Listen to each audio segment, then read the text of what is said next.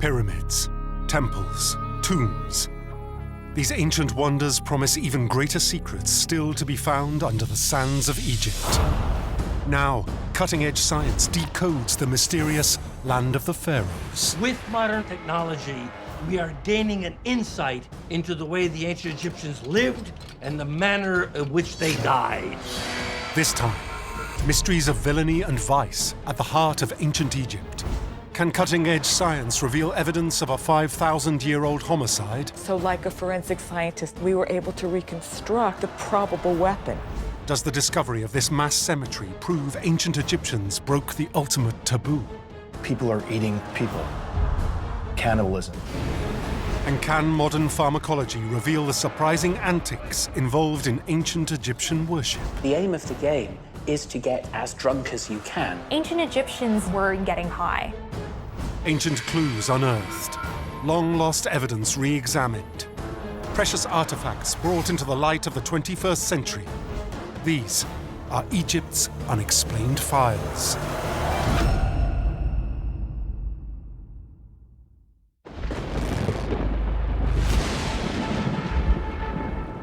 For centuries, archaeologists have searched for the precious treasures and artifacts of Egypt's forgotten past. What they've discovered reveals a dazzling civilization, rich in art and ambition. But there are also clues that point to the dark side of this ancient world, where life could be cut brutally short, whether through vice or villainy.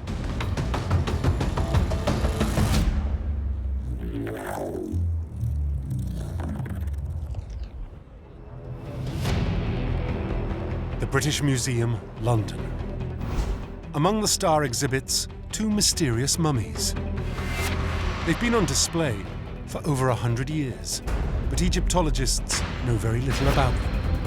What secrets are held by one of the most famous mummies in the world today? Modern science at last reveals some extraordinary and unexpected clues. We started to examine them like a forensic scientist today, like a cold case investigator. It's right there in front of your nose, and you had no idea it was there the whole time. Now, 5 millennia later, scientists in the 21st century make a shocking discovery. It is quite astonishing that he would appear to have been the victim of murder. Could experts have uncovered evidence of a 5,000-year-old murder? Gebelein, in Upper Egypt, 40 kilometers south of modern-day Luxor. It's here, in 1896, that a British archaeologist discovers 6 bodies in the sand. They appear to have been carefully buried. These bodies were found in the fetal position. And the fetal position is very important for the ancient Egyptians because essentially it's returning a dead person back to a rebirth context so they can be reborn again in the afterlife. The bodies discovered at Gebelein are unlike other mummies found preserved in Egypt. They are not embalmed, nor are they wrapped in linens. Instead, they were buried directly into the sand. They weren't intentionally mummified, as far as we can determine. These were preserved, if you want, by accident. The hot desert environment has led to the natural drying out of the body. So when we discover these bodies, they're preserved. The sand desiccates the body, it draws the moisture out. The male is better preserved of the pair. He still has ginger hair. Within the museum community, because he has these little strands of ginger hair, he has been known for many years as Ginger. In 1901, 2 of the bodies, Gebelein man and woman, are brought to the British Museum. He is better preserved and put on display, but Egyptologists at the time can decipher very little about either of them. They remain a mystery for over a century. Then, in 2012, new scientific techniques give forensic archaeologist Daniel Antoine and René Friedman the chance to finally unlock the story of the Gebelein mummies. Did a lot of research on how old he was, so we did carbon dating. Probably lived between 3000 BC and 3300 BC. Incredibly, that makes Gebelein man and woman among the oldest mummies ever found in Egypt. They died before the invention of mummification, which explains why they were buried directly into the sand. This was a time before even the earliest pharaohs. The period in which this person lived was right before Egypt becomes a state. It wasn't like the pharaonic Egypt that happens a little bit later in time. As we're dealing with some of the very earliest periods of Egyptian history, we're dealing with a period where life is fairly savage. It was a period we know is very much filled with violence because we have famous Egyptian pieces of art that depict violence. This violent world is the first clue in piecing together the Gebelein mummy's ancient story. Daniel Antoine now hopes science will reveal even more detail and turns first to the man. Daniel uses the latest CT scanning techniques to study ginger in detail unimaginable in the 19th century, when the bodies were first found. So what's extraordinary about this individual is that he'd been on display on and off for over 100 years, and we knew relatively nothing about him. I was very keen on getting new insights into him as a person, and this is why we took him to get CT scan. That's really revealed so much new information. So it's wonderful that science is now stepping in to tell us about these individuals. The CT scan produces a 3D image, not just of the surface of the mummy. It captures detail deep inside to reveal brand new information about Ginger, the Gebelein man. We were keen to find out how old he was, and one way to do that is to actually look at his skeleton. But you can see that the head of the humerus is in the process of fusing here, suggesting he was a young man when he died, probably between the ages of 18 and 21. Egyptologists now know Gebelein man lived during a turbulent and violent era of Egyptian history, and that he died as a young man. But the CT scan reveals these two facts may be more than just coincidence. What puzzled us is that there was damage to his left shoulder blade. If we look closely, you can see there's damage when you compare it to the right over here. You can see that the underlying bone is shattered. You can see the fourth rib is also broken. The CT scan has uncovered startling evidence. Gebelein man suffered a brutal injury. Daniel and René study the wounds for clues to what could have caused them and arrive at a chilling conclusion. This appears to be a single violent blow to his left shoulder blade. He may have never seen it coming. So like a forensic scientist today, like a cold case investigator, we were able to reconstruct the probable weapon, which was probably a thin metal stiletto dagger that went all the way into the hilt. Gebelein man A had been stabbed in the back, and that's almost certainly the cause of his death. It's a remarkable discovery. 100 years after Gebelein man was first discovered and put on public display, modern science has revealed he is in fact the young victim of a 5,500-year-old murder.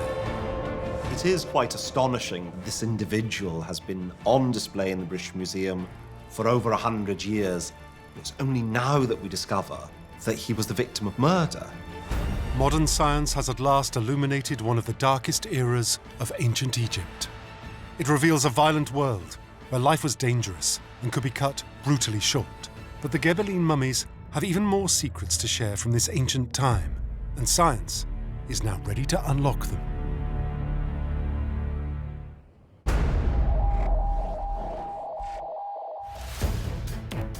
In 2012, it was discovered that Gebelein man A had been murdered.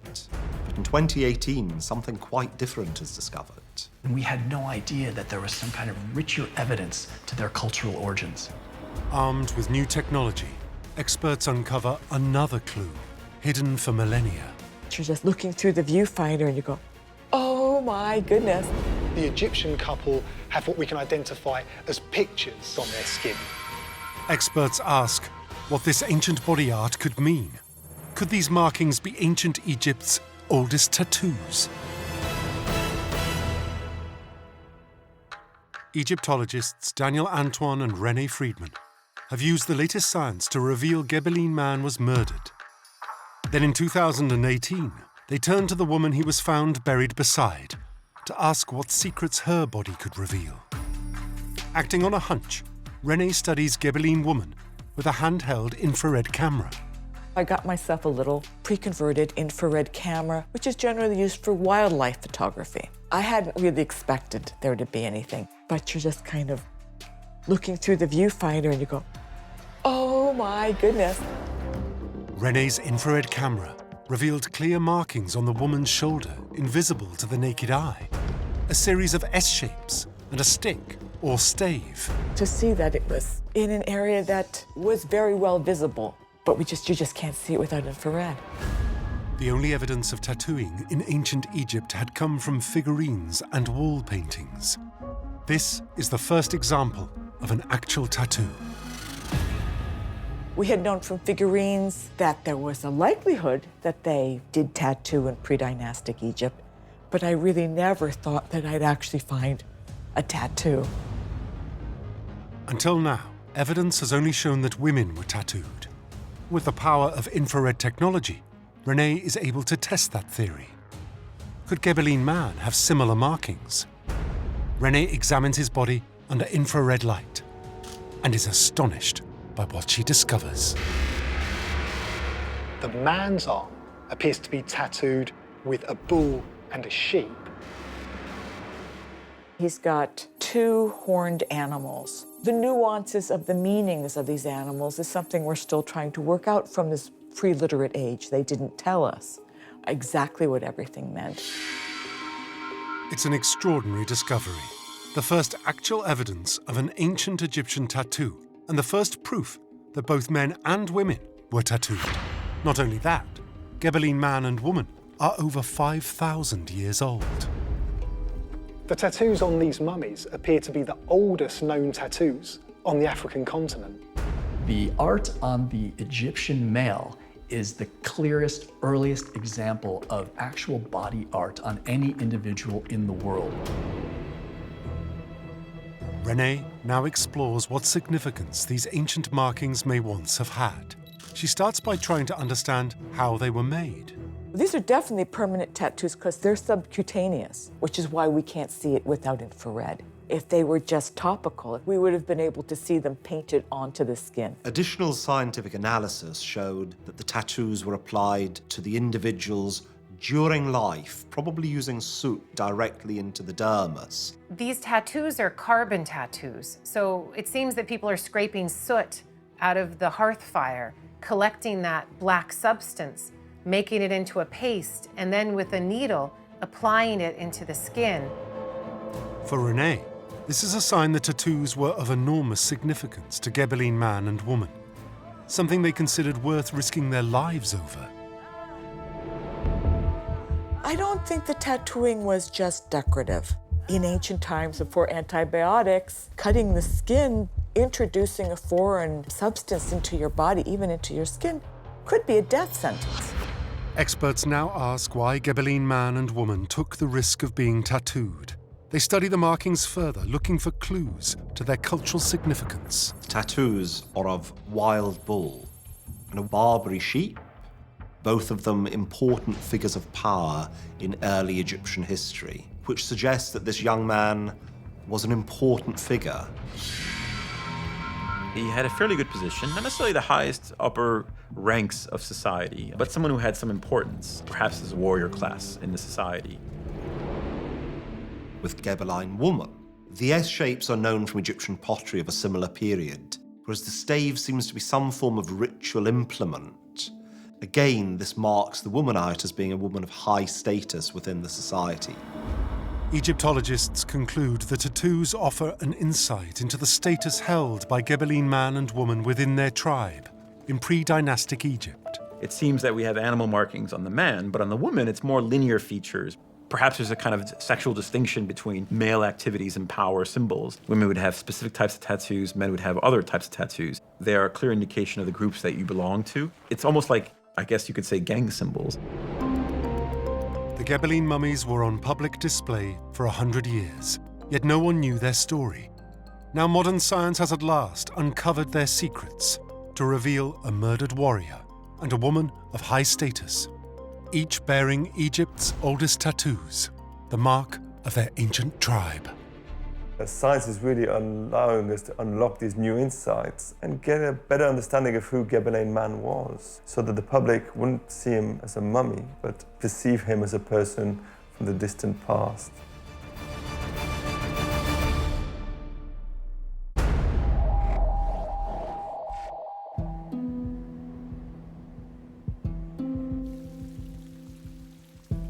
Modern science is at last shining a light into the darkest corners of Egyptian life to reveal shocking details of murder and tribalism. Now, new archaeology is offering evidence of even more sinister practices, which Egyptians may have been forced to adopt when caught in the grip of a natural disaster.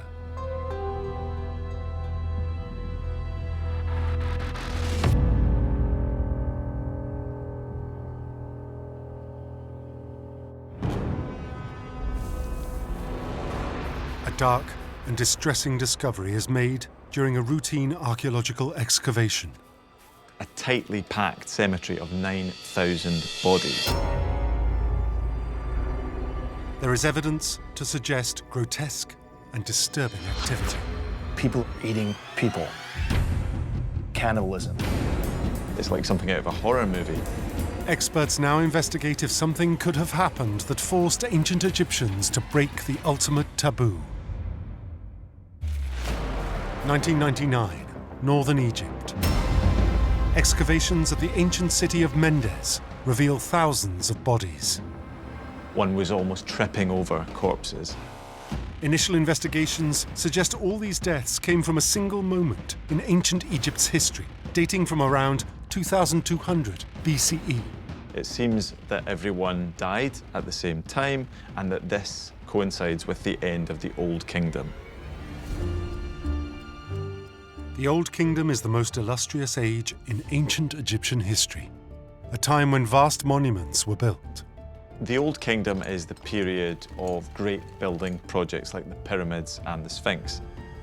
But in the final years, construction of these great works abruptly stopped.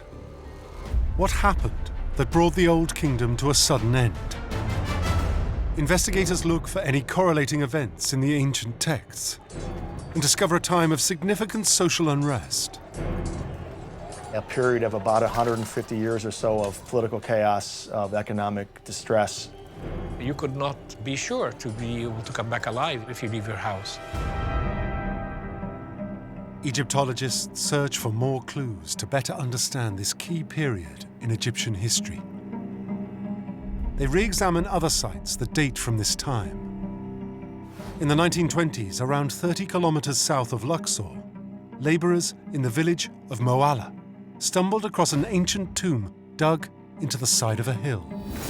This tomb belongs to a man called Ankh-Tifi, who was an important governor in his local area. This tomb dates to the same time as the graves in Mendes. It bears inscriptions that paint a vivid picture of the time. It records for us this period of distress, of really bad agricultural production where there's probably very limited food. The texts hold a dark secret, a distressing account of cannibalism.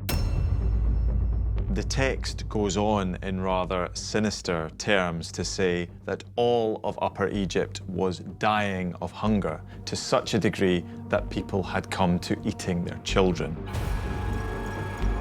These words still send a chill down your spine today. What could have sent Egypt into such a dire famine, possibly even driving men and women to turn on each other in such inhuman fashion? Scientists are looking for answers from Egypt's lifeblood, the Nile. Professor Fekri Hassan of the French University of Egypt is a geoarchaeologist. For decades, he has studied the ancient cycles of the River Nile. The Nile Valley, of course, is the lifeline of Egypt, characterized by the Nile, which has annual floods, come in the summer, which render the floodplain as a fertile, green, lush environment. The floodwaters would deposit fertile silt on the fields, replenishing the soil's nutrients to produce a healthy crop. Egypt gets lucky because the flood of the river that hits Egypt hits it at exactly the right time for growing barley and for growing wheat. The Nile's annual floods provided extreme bounty. If they should stop, Egypt might starve. We know that grain storage was sufficient for a couple of years, but if you don't have good flooding for 3 years, you're out of food. Then what do you do? Any upset to this annual cycle would spell disaster for the ancient Egyptians. The disturbing hieroglyphs at Moala in the south and the condition of the thousands of bodies at Mendes in the north all point to a widespread and deadly famine. The clues to the cause of this tragic disaster lie in the Nile. The Nile Valley and the channel and different deposits that come every year have been changing, almost annually. And that is something that many people realize, but it's extremely dynamic. And it's only by understanding this dynamism that we begin to understand Egyptian civilization. Professor Hassan has a theory that the Nile stopped flooding, causing a mass famine, which led to the end of the Old Kingdom. To investigate his theory, he uses a geological technique called drill coring. Drill coring allows archaeologists essentially to lift a column out of the ground. Layers accumulate as time goes on, and when the geologists and archaeologists are looking at these layers, it's almost like a sort of a diary of events, natural and human, which occurred over this time. You begin to see the mud layers, and sometimes you have indications of very violent floods, so you get sand, and when the floods were gentle, you get finer clay deposits. As he studies the cause, one sample catches his attention. In the middle of this sequence of mud was a layer of carbonate deposits and iron deposits, and that was quite exciting because it meant that water has stopped flowing. Evidence that for some time there was no floods. Radiocarbon dating of the sediments allows Professor Hassan to pinpoint the exact time the Nile stopped flooding. Extraordinarily, it correlates with the date of the bodies at Mendes and the accounts of cannibalism. When there is no flood, the people in the villages would have famine with pillaging and violence, etc., and that was enough to destroy the state. This was a time of extreme hardship. The widespread famine caused mass deaths and possibly even cannibalism as ancient Egyptian society fell apart. The collapse of the Old Kingdom was due to low floods that led to famine. People are reduced to eating anything, attacking each other. Horrific things happen in famines. People are driven to extremes. When the floods failed, Egypt starved. Faced with the choice between life and death, some may have broken humankind's ultimate taboo, as Egypt's Old Kingdom collapsed around them.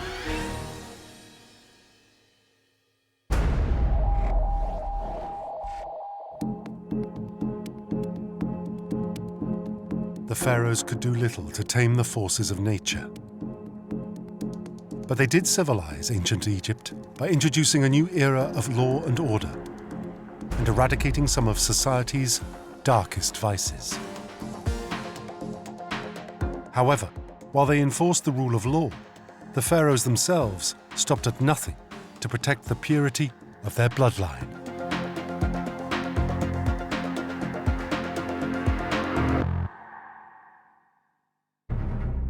An unidentified mummy and a funerary box stamped with a royal seal. Could this be the mortal remains of Hatshepsut, the female pharaoh they tried to wipe from history? There is a campaign of destruction against her names and images. Now, could 21st century technology finally solve the case of Egypt's missing monarch? It's detective work and then ultimately science helping us solve this mystery.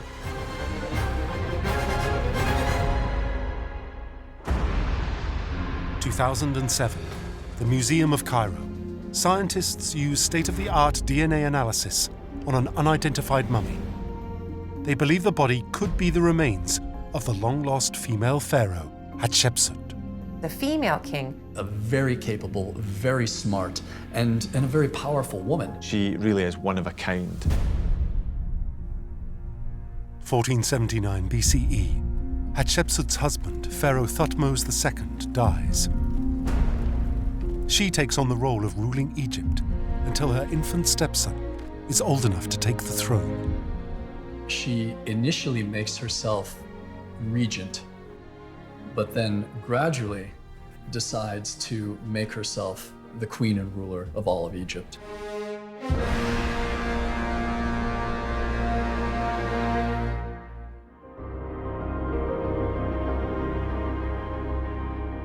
She rules a peaceful and prosperous Egypt for 2 decades and builds some of its finest monuments. Her crowning achievement was her mortuary temple at Deir el-Bahri. But in a cave high above it, ancient graffiti shows this female ruler was not respected by all of her subjects. Little graffitos showing her having sex. So maybe it was a bit unnerving to think that women could be so powerful. There were people who wanted her to fail. Ancient Egypt was a man's world in which Hatshepsut had to appear strong. That's why her statues show her face with the body and beard of a man. She morphs herself into a masculine type form. Buff muscles, biceps, pecs, a strong chest. Declaring herself a male gave her a sort of legitimacy that she wouldn't have otherwise had.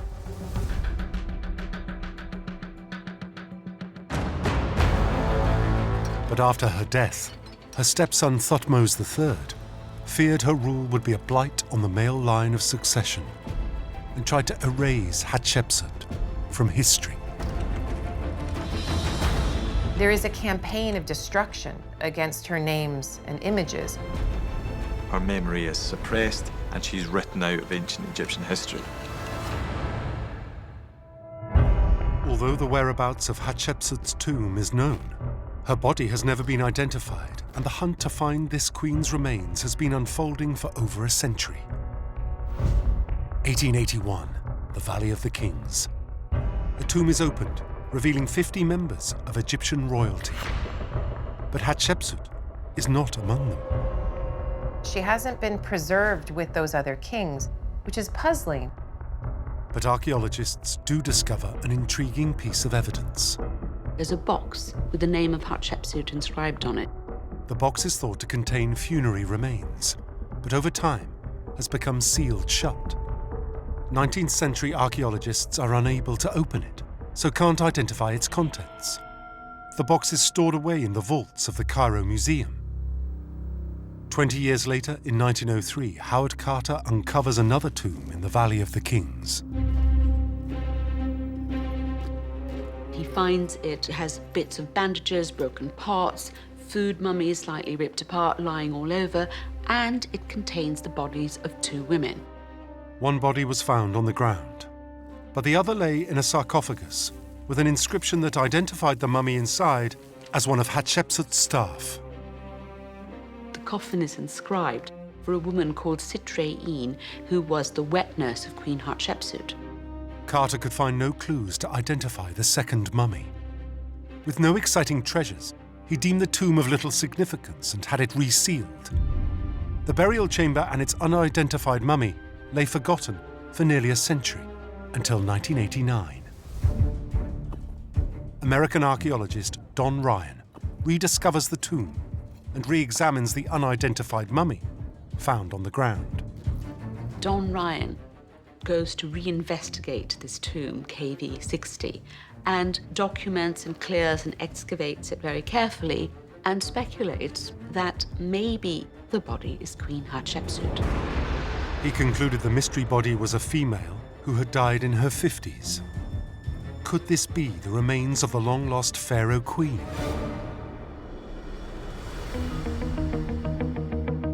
In 2007, a team of archaeologists from the Egyptian Museum tried to crack the case, employing new advances in technology. The unidentified mummy is taken to a hospital in Aswan for CT scanning. Meanwhile, the ancient box marked with Hatshepsut's name is retrieved from the vaults of the Cairo Museum. It too undergoes a CT scan to finally reveal its contents: a human liver. And something archaeologists never expected. It contains, amongst other stuff, a molar. Experts now analyze the CT scan of the unidentified mummy. Incredibly, the imaging shows it is missing a molar tooth. It seems a remarkable coincidence. Using a digital model, the investigators attempt to fit the tooth into the mummy's jaw and are astounded by the result. The molar found in the box fit into the mouth of the mummy within a fraction of a millimeter. So she probably is Hatshepsut. But not everyone is ready to accept this conclusion. Further investigation is required to confirm the theory.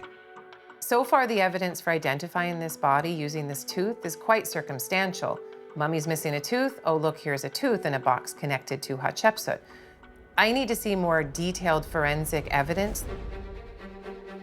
Scientists turn to the very latest advances in DNA testing and analysis. They want to compare the DNA of the mystery mummy with DNA from the known relatives of Queen Hatshepsut. Initial DNA studies were done using tissue from the body of the mummy and comparing it to what we believe was Hatshepsut's grandmother. And the results are intriguing. The team find a positive match. The mummy has a genetic link to the royal line. The DNA evidence, together with the molar, does indicate that this body belongs to Hatshepsut.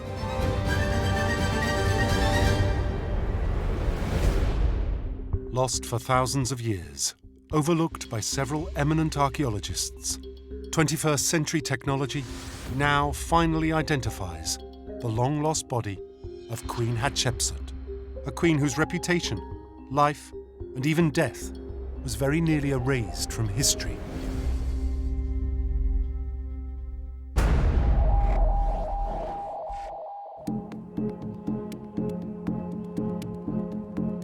Life expectancy for Egyptians was short. Faced with the daily threats of infection, natural disaster, and even murder, reaching your 30s could be considered old age. But now archaeology is uncovering disturbing evidence of a dark ritual practice, which cut the lives of some ancient Egyptians tragically short.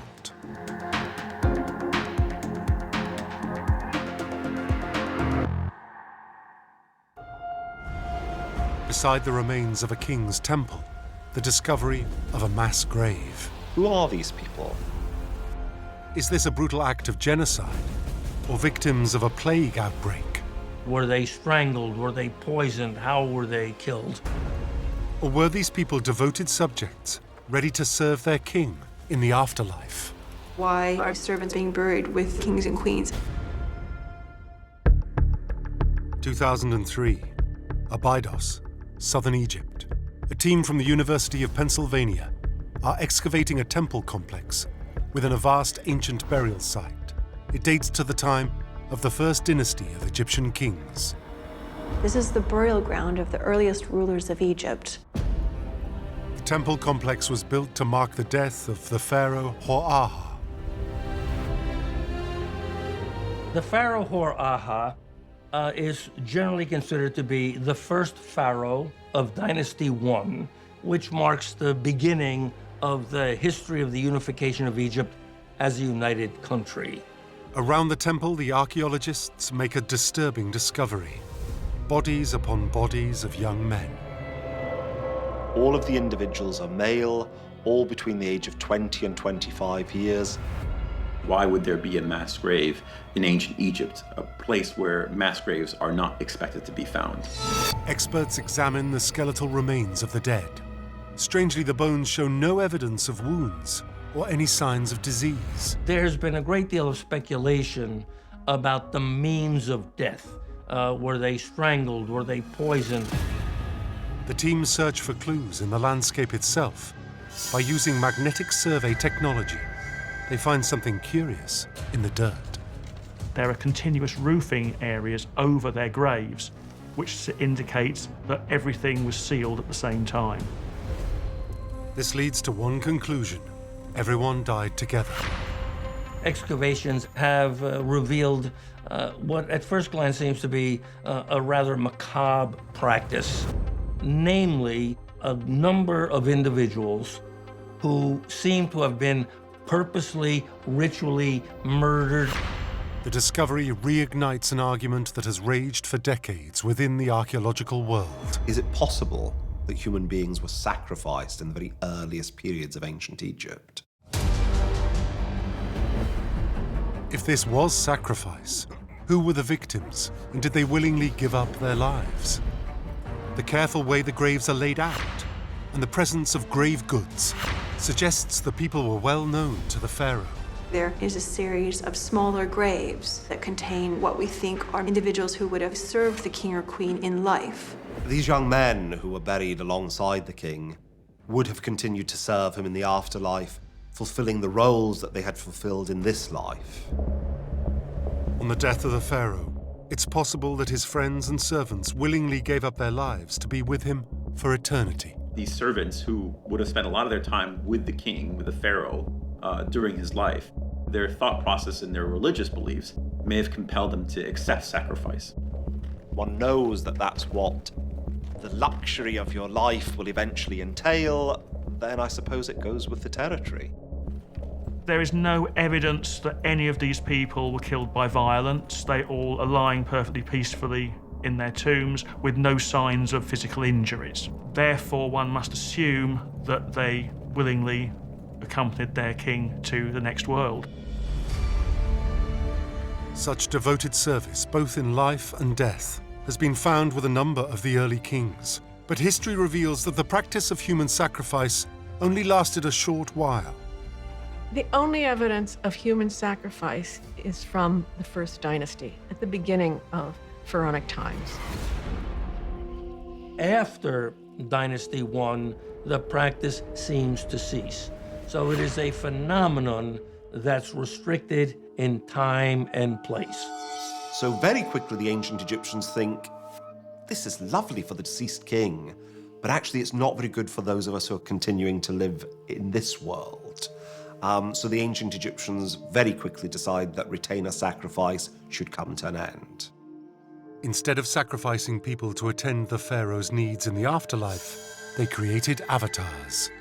There are small figurines called shawabdi, usually glazed blue, and shawabdi means answer, so these were servant figures. These are little figurines that look like a mummy, and on the front of them they have hieroglyphs, and if you read the hieroglyphs it says, essentially, I am here to work on behalf of the deceased. Ancient Egyptians believed these figurines would come to life and act as the pharaoh's assistants in the afterlife, replacing the role of sacrificial victims. What we see is different magical practices, substitutes, statues, figures later become common in tombs. Egypt's first dynasty rulers had the power of life over death. But as Egyptian religion developed, the barbaric practice of human sacrifice was left to the past.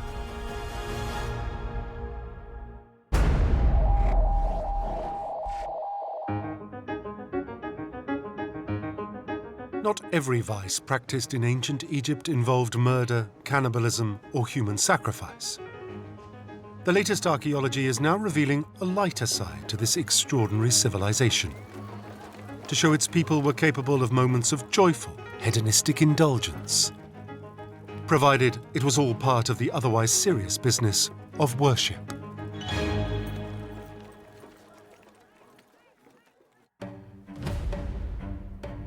A new discovery at a famous temple suggests ancient Egyptians held drunken celebrations at sacred sites. The aim of the game is to get as drunk as you can.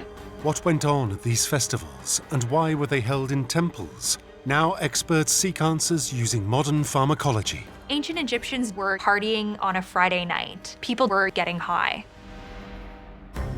2004, Luxor. A team from Johns Hopkins University excavate a section of the Karnak Temple complex, one of Egypt's holiest sites. They're amazed when they uncover a new set of hieroglyphs which describe a festival of drunkenness, and find an area of the site dedicated to getting drunk. Finding a scene or description of drunkenness in what amounts to be the Vatican of ancient Egypt is very unexpected. The team widen their search for clues. They study tombs and wall paintings from the same time as the hieroglyphs and discover evidence of heavy drinking.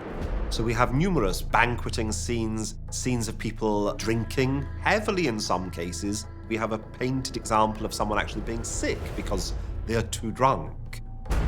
We see people having banquets, and the servants are bringing out huge jugs of booze. And the captions to these scenes have the butlers sometimes saying to the ladies, "Drink up, drink up." To put it bluntly, the depiction looks like Egyptians partying on a Friday night. Everyone is having just an absolute great time. So what was the drink of choice at one of these festivals? Archaeologists find evidence all the time of breweries being located in big cities.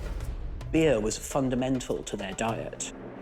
Beer was common throughout ancient Egypt, for good reason. Beer is actually cleaner than Nile water. The fermentation process acts in a limited way as a disinfectant. Experts trying to understand the festival of drunkenness study evidence from ancient tombs. Intriguingly, these reveal beer also had a spiritual purpose. We have actual models made of wood that were placed in tombs which show baking and brewing taking place. And the point of those models is presumably to ensure that in the afterlife you have servants doing your baking and brewing for you. Experts even find evidence of people being buried with flasks of beer. Ancient Egyptians don't want to just party in this life, they also want to carry that over into the next life. And therefore, burying someone with beer is a great way to ensure that. The role of beer in rituals begins to explain the significance of the festival of drunkenness. But there was more to the debauchery than just alcohol. We have evidence that the blue lotus was used by ancient Egyptians. Modern-day pharmacology has revealed that the flower and seeds of the blue lotus contain psychoactive compounds. Eating the plant can give people feelings of euphoria.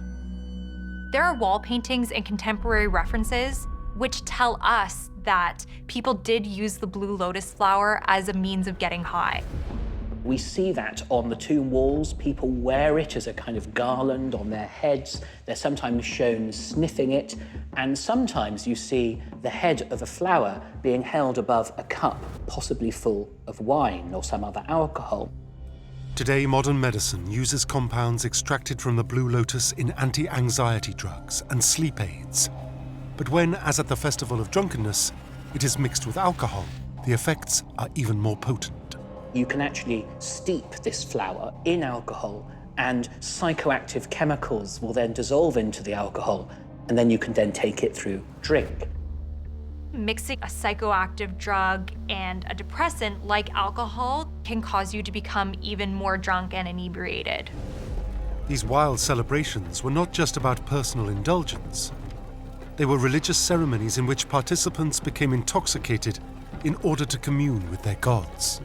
These weren't simply drunken, brawling events. These were highly ordered ritual events where the consumption of alcohol was intended to induce a sort of transcendent state.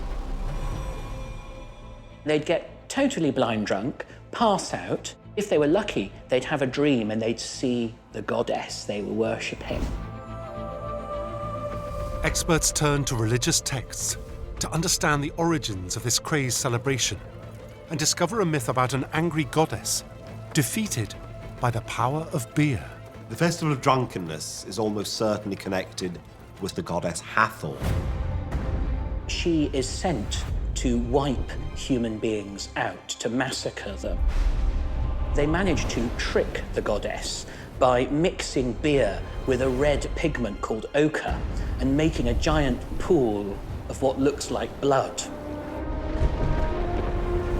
And the goddess drinks up this beer infused with red pigment, gets drunk, passes out, and the gods are able to trap her. And hey presto, humanity is saved. It's the final clue to explain a hedonistic phenomenon. At the Festival of Drunkenness, the aim of the game is to get as drunk as you can as an act of worship. It was really a way for people to commune with the gods. It appears the ancient Egyptians used alcohol and drugs to get out of their minds, so they could celebrate in this world and ensure eternal happiness in the next.